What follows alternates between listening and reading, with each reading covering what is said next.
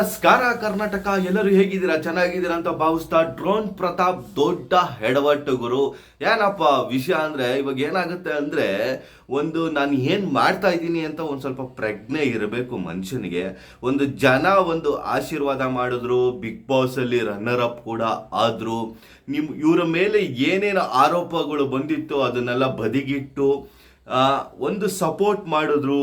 Drone Pratap ಒಳ್ಳೆಯವನು ಅಂತ ಒಂದು ತೀರ್ಮಾನಕ್ಕೆ ಬಂದು ವೋಟ್ ಮಾಡಿ ಒಂದು ಲೆವೆಲಿಗೆ ತಗೊಂಬಂದು ನಿಲ್ಸಿದ್ರು. ಇವಾಗೇನೋ ಸದ್ಯದಲ್ಲೇ ಹೀರೋ ಆಗಿ ಒಂದು ಫಿಲಮ್ಗೆ ಹ್ಯಾಕ್ಟ್ ಮಾಡ್ತಿದ್ದಾರೆ, ಅದು ಚಾನ್ಸ್ ಸಿಕ್ಕಿದೆ.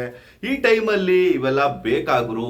ನಾನು ಹೇಳ್ತಾ ಇರೋದು ಏನಪ್ಪ ಅಂದರೆ, ಏನೋ ಒಂದಷ್ಟು ಕೆಮಿಕಲ್ನ ಹಿಡ್ಕೊಂಡು ಯಾವುದೋ ಒಂದು ಹೊಂಡದಲ್ಲಿ, ಅದು ಕೆರೆ ಅಲ್ಲ ಬಿಡಿ, ಅದೊಂದು ಹೊಂಡ, ಆ ಹೊಂಡದಲ್ಲಿ ಪ್ರಯೋಗ ಮಾಡ್ತಿದ್ದಾರೆ. ಇದರಿಂದ ಏನು ಗುರು ಯೂಸು? ಈ ಥರ ಪ್ರಯೋಗ ಮಾಡೋದಕ್ಕೆ, ಈ ಥರ ಬ್ಲಾಸ್ಟ್ ಮಾಡೋದಕ್ಕೆ ಯಾರು ನಿಮಗೆ ಪರ್ಮಿಷನ್ ಕೊಟ್ಟಿದ್ದು? ಮತ್ತು ಈ ಥರ ಎಲ್ಲ ಮಾಡಿದ್ರೆ ಏನು ಆಚೆ ಕಡೆ ಇರೋ ಜನಕ್ಕೆ ಏನು ಇದು ಸಿಕ್ತಂಗೆ ಆಗುತ್ತೆ? ಈ ಥರ ಎಲ್ಲ ಬ್ಲಾಸ್ಟ್ ಮಾಡೋದ್ರಿಂದ ಜನಗಳಿಗೆ ಈ ಥರ ಇದರಲ್ಲಿ ಹಿಂಗೆ ಬ್ಲಾಸ್ಟ್ ಮಾಡ್ಬೋದಾ ಅಂತ ಇನ್ನಷ್ಟು ಕಲಬೆರಕೆಗಳು ಯಾರೋ ತಿಳ್ಕೊಂಡು, ಅದು ಬೇರೆ ನೀ ಎಲ್ಲ ಐಟಮ್ಸ್ಗಳನ್ನ ಇಟ್ಕೊಂಡು ಏನೇಂದ್ರಲ್ಲಿ ಬ್ಲಾಸ್ಟ್ ಆಗುತ್ತೆ ಅಂತ ಎಲ್ಲ ಕ್ಲೀನಾಗಿ ತೋರಿಸ್ಕೊಂಡು ಅದನ್ನ ಯಾರಾದರೂ ಪ್ರಯೋಗ ಮಾಡಿದ್ರೆ ಏನು ಮಾಡ್ತೀಯ ಗುರು? ಅಷ್ಟು ಗೊತ್ತಾಗಲ್ವ ನಿನಗೆ? ಅದರಲ್ಲಿ ಬೇರೆ ವಿಡಿಯೋ ಮಾಡಿ ಹಾಕಿದ್ಯಾ, ನೋಡಿ ನೋಡಿ ನೋಡಿ ಹೆಂಗೆ ಬ್ಲಾಸ್ಟ್ ಆಗುತ್ತೆ ಅಂತ. ಇದು ನಿಜ ಹೇಳ್ತೀನಿ, ಸ್ವಲ್ಪ ಪ್ರಜ್ಞೆ ಬೆಳೆಸ್ಕೋಬೇಕು. ನಾನು ಏನು ಮಾಡ್ತಾ ಇದ್ದೀನಿ ಅಂತ ತಿಳ್ಕೊಬೇಕು.